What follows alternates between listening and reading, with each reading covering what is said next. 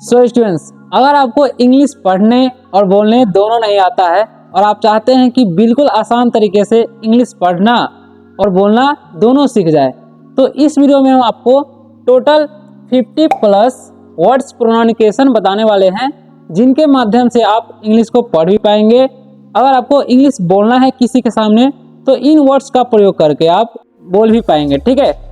So students, इस video में हम क्या करेंगे, एक एक वर्ड का हम उच्चारण लिखकर बताएंगे, जिससे अगर आपको किसी वर्ड का उच्चारण करने नहीं आता है, यानी कि सही तरीके से बोलने नहीं आता है, तो उसे आप बोलकर किसी से बात कर सकते हैं। ठीक है। और पढ़ने नहीं आता तो आप देखकर भी पढ़ पाएंगे, और साथ ही साथ इसका हम मीनिंग भी लिखते जाएंगे, जिससे आपको उसका मतलब समझ में आएगा और वो आपका वोकैबुलरी कंप्लीट होते जाएगा। चलिए वीडियो को स्टार्ट करते हैं। उससे पहले अगर आप लोग वीडियो पर नए आए हैं तो वीडियो को लाइक कर दीजिए और चैनल को सब्सक्राइब अवश्य कर लीजिए, ताकि आप आसानी से इंग्लिश पढ़ना सीख सके।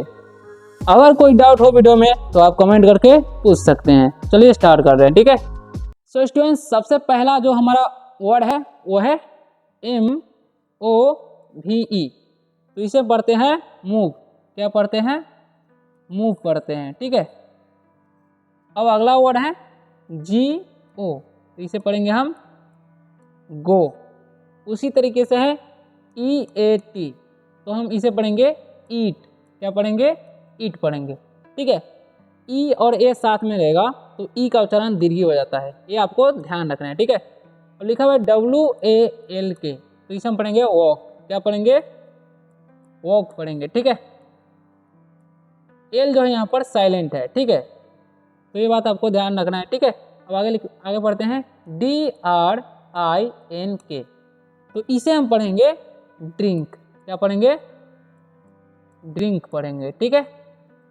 आगे लिखा हुआ है SEE। तो इसे पढ़ेंगे हम सी। अब हम इन सभी का मीनिंग जान लेते हैं, जिससे आपको इसका मतलब समझ में आ सके। ठीक है। तो मूव, मूव मतलब होता है चलना। ठीक है। अगर हमारे साथ कोई है, ठीक है, उसे हम बोलना चाहते हैं चलो, तो बोलेंगे मूव। ठीक है। उसी तरीके से है GO। गो मतलब होता है जाना।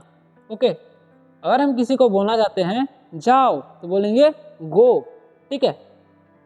अब उसी तरीके से यहाँ पर लिखा हुआ ईट। ईट मतलब होता है खाना।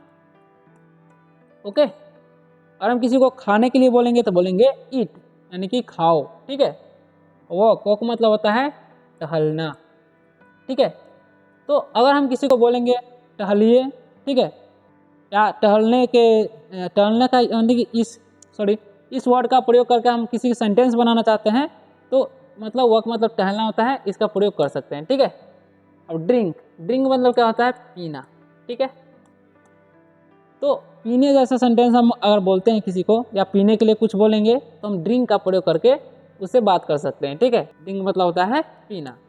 आगे लिखा हुआ है SEE। सी मतलब होता है देखना। ठीक है। अगर हम किसी को कुछ देखने के लिए बोलते हैं नॉर्मली में, ठीक है, तो बोलेंगे सी। ठीक है। सी मतलब होता है देखना। ओके। अब आगे लिखा हुआ है LOOK। तो इसे पढ़ेंगे हम लुक। क्या पढ़ेंगे? लुक। और इसे जल्दी पढ़ना है। यहाँ पर डबल ओ है, तो आप लोगों को लग रहा होगा यहाँ पर दीर्घु होना चाहिए, लेकिन दीर्घु नहीं होगा। ठीक है। इसे हम पढ़ते लुक, यानी कि जल्दी में पढ़ते हैं, तो यहाँ पर हर्षु का प्रयोग किया गया है। ठीक है। तो हर्षु होता है, तो लुक पढ़ेंगे। ठीक है। यहाँ पर पढ़ेंगे वॉच। क्या पढ़ेंगे? वॉच। ठीक है। देखिए यहाँ पर टी है, तो आप लोग सोच रहे होंगे कि टी जो है यहाँ पर ट का है नहीं इसका उच्चारण हो रहा है, क्योंकि आपको ध्यान रखना है TCH जब भी रहेगा ना, तो टी का उच्चारण यानी कि साइलेंट हो जाएगा। ठीक है। तो यहाँ पर पढ़ेंगे हम वॉच। ठीक है। अब लिखा हुआ है WRITE। तो इसे पढ़ेंगे हम राइट। ओके। अब आगे लिखा हुआ है READ। तो इसे पढ़ते हैं हम रीड। ई साथ में है तो ई का उच्चारण यानी कि दीर्घ हो जाएगा, डी का तो पढ़ेंगे हम रीड। ओके। अब लिखा हुआ है THINK। ठीक है। तो इसे पढ़ेंगे हम थिंक। क्या पढ़ेंगे? थिंक पढ़ेंगे। ठीक है। अब हम इसका मीनिंग जान लेते हैं। ठीक है। तो लुक मतलब क्या होता है? देखना होता है। ठीक है। अगर हम किसी को अचानक कोई चीज़ देखने के लिए बोलेंगे, तो हम उस समय लुक का प्रयोग करेंगे। ठीक है। जैसे में कोई चीज़ हमारे साथ हादसा हो जाता है तो बोलते हैं लुक, तो हम लुक का प्रयोग अचानक से कुछ होता है तो उस समय देखने के रूप में करेंगे, ठीक है। अब हम आगे बढ़ते हैं। अब लिखा हो वॉच। वॉच मतलब होता है देखना, ठीक है। अगर हम आराम से कुछ कर रहे हैं और किसी को, जैसे में टीवी देखते हैं तो हम अपने कंफर्ट के लिए देखते हैं, ठीक है, तो उस समय हम वॉच का प्रयोग करते हैं ना, वॉच द टीवी, ठीक है। तो इसका प्रयोग उसी समय करना है, ठीक है। अब हम आगे बढ़ते हैं। आगे लिखा हो राइट। राइट मतलब क्या होता है? राइट मतलब होता है लिखना, ठीक है। तो राइट मतलब लिखना होता है। किसी को हम लिखने के लिए अगर बोल रहे हैं तो उस समय बोलेंगे राइट, ठीक है। अब लिखा हुआ रीड। रीड मतलब होता है पढ़ना, ओके। और हम किसी को पढ़ने के लिए बोलेंगे तो बोलेंगे रीड, ठीक है। आगे लिखा हुआ है थिंक। थिंक मतलब होता है सोचना, ठीक है। अगर हम किसी को सोचने के लिए कुछ बोल रहे हैं तो बोलेंगे थिंक, ठीक है। अब हम आगे बढ़ते हैं और अगले वर्ड की ओर बढ़ते हैं, ठीक है। आगे लिखा हुआ है SPEAK, तो इसे पढ़ते हैं हम स्पीक, ठीक है। स्पीक, ठीक है। इसे स्पीक नहीं पढ़ना है, इसे पढ़ना है स्पीक, ठीक है। ए नहीं लाना है इसमें, ठीक है। ये बात आपको ध्यान रखना है। और देखिए यहाँ पर ये है तो यहाँ पर दीर्घ कर दिए हैं, ठीक है। और टॉक, इसे पढ़ते हैं हम टॉक, ठीक है। यहाँ पर एल जो है साइलेंट है, ठीक है। और यहाँ पर लिखा हुआ GET, इसे पढ़ेंगे हम गेट, ठीक है, गेट। अब यहाँ पर लिखा हुआ UP, इसे उप नहीं पढ़ना है, इसे पढ़ते हैं हम ऑफ, ओके। यहाँ पर लिखा हुआ है SLEEP, तो इससे स्लीप पढ़ेंगे, क्या? स्लीप, ठीक है। उसी तरीके से इसे पढ़ेंगे हम सिट, ठीक है। अब हम इसका मीनिंग डाल लेंगे सभी का, ओके। सो स्टूडेंट्स, आप इसे चाहे तो कॉपी में नोट कर सकते हैं ताकि आपको याद रहे हमेशा के लिए, ठीक है। और स्पीक मतलब होता है बोलना, ठीक है। स्पीक मतलब बोलना होता है। किसी को हम अगर बोलने के लिए बोलेंगे तो बोलेंगे स्पीक, ठीक है। टॉक, टॉक मतलब होता है बात करना, ठीक है। अगर हम किसी को बात करने के लिए बोलेंगे तो टॉक का प्रयोग करेंगे, ठीक है। जैसे हम बोलते हैं ना उससे बात करो तो टॉक टू हिम, इस तरीके से बोल सकते हैं, ठीक है। गेट, गेट मतलब होता है पाना, ठीक है। अब गेट मतलब होता है पाना या मिलना भी होता है, ठीक है। अपने मतलब जगह जगह पर इसका मीनिंग बदलता रहता है, ठीक है। तो ये बात आपको ध्यान रखना है, गेट का प्रयोग आपको कहाँ करना है, ठीक है। अप मतलब होता है ऊपर, ठीक है। और ऊपर का, अगर ऊपर जैसे सेंटेंस कोई आता है हम ऊपर अप का प्रयोग कर लेंगे, ठीक है। स्लीप, स्लीप मतलब होता है सोना, ठीक है। स्लीप मतलब सोना होता है, सोने वाला सोना, नींद वाला, ठीक है। वो वाला सोना नहीं समझिएगा।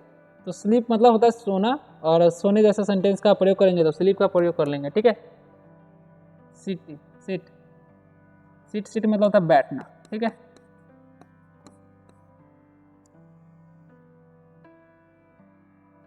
सिट मतलब होता है बैठना, ठीक है। अगर हम बैठने जैसा सेंटेंस का प्रयोग करेंगे तो हम यहाँ पर सिट का प्रयोग कर सकते हैं, ठीक है। अब आगे बढ़ते हैं। आगे लिखा हुआ है STAND, स्टैंड। स्टैंड मतलब होता है खड़ा होना, ठीक है, खड़ा। स्टैंड अप रहता था खड़ा होना, ऐसे में स्टैंड मतलब भी खड़ा होना ही होता है, ठीक है। अब हम इसका मीनिंग यानी कि उच्चारण आपको बता देते हैं, सॉरी। स्टैंड, इसे पढ़ते हैं हम लोग स्टैंड, ठीक है। उसी तरीके से लिखा हुआ है यहाँ पर COME, तो इसे पढ़ते हैं हम कॉम। कोम नहीं पढ़ना है, ठीक है। देखिए वोवेल, इसमें कितने वोवेल है इस वर्ड में? ओ है और यहाँ पर ई है, ठीक है।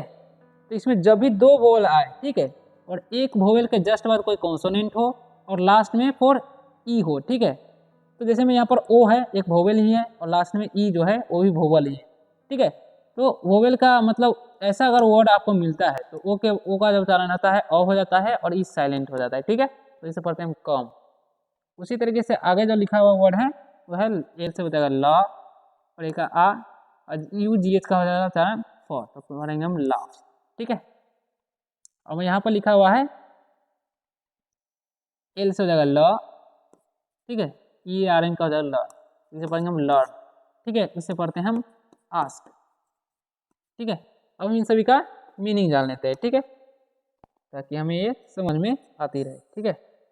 कम मतलब होता है आना, और लाफ मतलब होता है हंसना, ओके, ठीक है। और लर्न मतलब होता है सीखना, ठीक है। आस्क मतलब होता है पूछना, ठीक है। और हम पूछने के लिए किसी से कुछ पूछेंगे तो आस्क का प्रयोग करेंगे, ठीक है। आस्क मी ए क्वेश्चन, मुझसे एक क्वेश्चन पूछिए। लर्न, लर्न मतलब होता है सीखना। लर्न इंग्लिश मतलब इंग्लिश सीखिए। लाफ, हंसो, बोलेंगे लाफ, ठीक है। अभी हंसो तो बोलेंगे लाफ नाउ, इस तरीके से बोलना है। कम, कम का प्रयोग करेंगे आने के लिए। कम मतलब क्या होता है? आना। किसी को बोलते हैं ना अंदर आइए तो कम इन, ठीक है। इस तरीके से इसका प्रयोग करना है। अब हम आगे की ओर बढ़ते हैं, ठीक है। सो स्टूडेंट्स, आगे का जो हमारा वर्ड है वो है SAY, तो इसे पढ़ते हैं हम से, ठीक है। और देर तक पढ़ेंगे। क्यों पढ़ेंगे देर तक? क्योंकि ए है और इसके साथ वाई है। ए के साथ जब भी वाई आता है तो ए का उच्चारण जो है एकले हो जाता है, यानी कि ए हो जाता है और देर तक होता है, तो से पढ़ेंगे। टेल, उसी तरीके से यहाँ पर पढ़ेंगे हम टेल। और यहाँ पर लिखा हुआ है चेस्ट, सॉरी चीट लिखा हुआ है। क्या पढ़ा है? चीट, ठीक है। तो इसे पढ़ेंगे हम चीट, ठीक है, क्योंकि ई का उच्चारण दीर्घ हो रहा है, ठीक है, क्योंकि ई है साथ में, ठीक है। और लिखा है PUSH, इसे पढ़ेंगे हम पुश, ठीक है। इसे पढ़ेंगे हम पुल, ओके। अब हम इन सभी का मीनिंग जान लेते हैं, ठीक है। से मतलब होता है कहना। किसी को हम कुछ कहने के लिए बोलेंगे, कहने का लिए, ठीक है, तो बोलेंगे, जैसे हम बोलते हैं ना कहो, तो बोलेंगे हम से, कहो यानी कि से, ठीक है।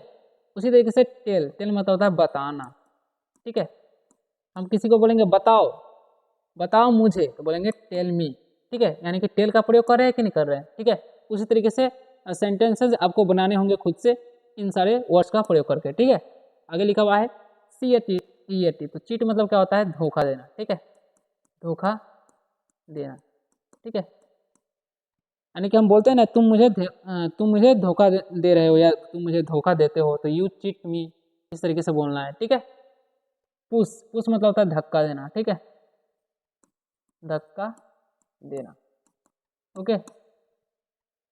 हम किसी को बोलेंगे तुम मुझे धक्का दिया, यानी कि तुमने मुझे धक्का दिया, तो you pushed him, you pushed me, इस तरीके से बोलना है। इस सभी का वर्ड, यानी कि जितने भी वर्ड हम आपको बता रहे हैं उन सभी को वर्ड का आपको यूज करना है, क्योंकि यूज करिएगा तभी आपको कुछ बोलने आएगा, अदरवाइज इम्पॉसिबल, ओके। तो पुल, पुल मतलब होता है खींचना, ठीक है। पुल मतलब क्या होता है? खींचना, ठीक है। अगर हम खींचने जैसा वर्ड का प्रयोग करेंगे तो हम पुल का प्रयोग कर सकते हैं, ठीक है। तो स्टूडेंट्स, आगे का जो वर्ड है वो है PLAY, तो इसे पढ़ते हैं हम प्ले, ठीक है। तो यहाँ पर भी AY है, यानी कि ए के साथ वाई है, तो यहाँ पर ए का उच्चारण देर तक होगा, ठीक है, तो प्ले पढ़ेंगे, ठीक है। GAME, तो इसमें आपको दो वोवेल्स दिख रहा होगा, ठीक है, जैसे में ए हो गया और लास्ट में ई हो गया। तो ऐसा वर्ड, यानी कि एक कोई वोवेल हो और उसके जस्ट बाद कॉन्सोनेंट हो और लास्ट में वोवेल हो, तो पहले वाला यहाँ वोवेल का जो है उच्चारण होता है, ठीक है, लास्ट वाला का उच्चारण नहीं होता है, ठीक है, ध्यान रखना है। तो इसे पढ़ेंगे हम गेम, ए का उच्चारण ए हो जाएगा और ई का उच्चारण नहीं होगा, तो इसे पढ़ेंगे हम गेम, गामे नहीं पढ़ना, ठीक है। HOME, तो इसे पढ़ेंगे हम होम, ठीक है। यहाँ पर भी देखिए ओ का उच्चारण हो रहा है लेकिन ई का उच्चारण नहीं हो रहा है, क्योंकि अगर ऐसा रहता है जैसे में एक वोवेल आया, उसके बाद एक कंसोनेंट आया, उसके बाद वोवेल आता है लास्ट में, ठीक है, तो पहले वाले वोवेल का उच्चारण होता है और लास्ट वाले का नहीं होता है, तो इसे पढ़ेंगे हम होम।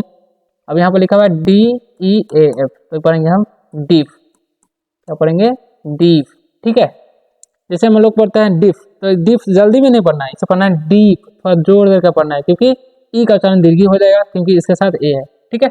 आगे पढ़ते हैं LAME, तो इसे पढ़ेंगे हम लेम, क्योंकि यहाँ पर भी देख रहे होंगे कि यहाँ पर दो वोवेल है और एक जस्ट बाद कॉन्सोनेंट है फिर वोवेल है, तो यहाँ पर ए का उच्चारण ए हो जाएगा, ठीक है, तो लेम पढ़ेंगे। अब हम इन सभी का मीनिंग जान लेते हैं, ठीक है।